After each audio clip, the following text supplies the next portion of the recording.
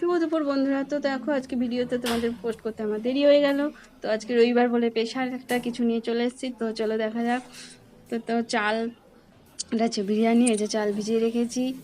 তো এই যে জলটা ফুটছে, জল বসিয়ে দিয়ে জল ফুটছে, দিয়ে চাল দিয়ে দিয়েছি। তো ভাতটা হয়ে গেছে। তো কড়াই বসিয়ে দিয়েছি। কড়াইতে পেঁয়াজ ভাজা হচ্ছে, বেরেস্তা। তো এই যে বেরেস্তা তুলে নিয়েছি, দিয়ে আবারও পেঁয়াজ দিয়ে দিয়েছি। কড়াতে তেল দিয়ে নাড়াচাড়া করে যে ম্যারিনেট করা মাংসটা দিয়ে দিয়েছি। চিকেনটা দিয়ে দেওয়ার পর আলুগুলো দিয়ে দিয়েছি চিকেনের মধ্যে, দিয়ে আবারও নাড়াচাড়া করে নিলাম হালকা মতো।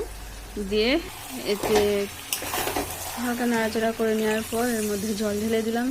জল ঢালা হওয়ার চিকেনটা সেদ্ধ হয়ে গেছে। তাতে বিরিয়ানি মশলা দিয়ে দিলাম একটু। বিরিয়ানি মশলা দেওয়ার পর কমপ্লিট হয়ে গেছে, দিয়ে নামিয়ে দিয়েছি।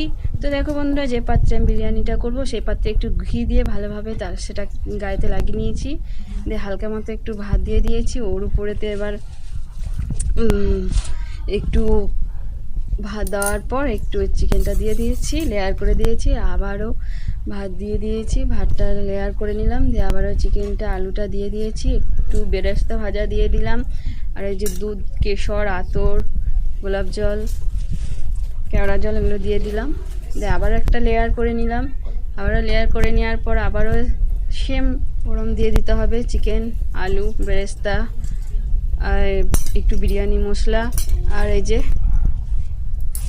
কেওড়া জল, আতর, গোলাপ জল দিয়ে দিতে হবে।